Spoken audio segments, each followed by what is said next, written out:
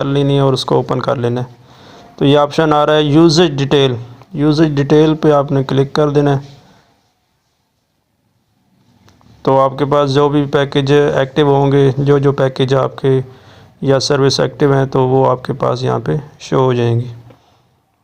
जिस तरह मेरे पास अभी ये बैलेंस सेवर है, गेम प्ले की है और प्रीपेड डेली देखो कि आप जो सब्सक्राइब पैकेज हुए हैं, इनको मैंने अनसब्सक्राइब करना है।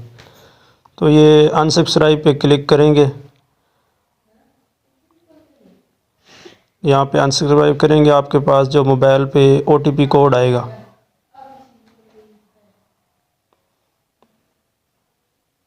तो ये मेरे पास OTP कोड मौसूल हो गया, इसको मैं यहाँ पे इंटर करूँगा। इंटर करने के बाद सबमिट करेंगे तो आपकी जो सर्विस होगी वो अनसब्सक्राइब हो जाएगी।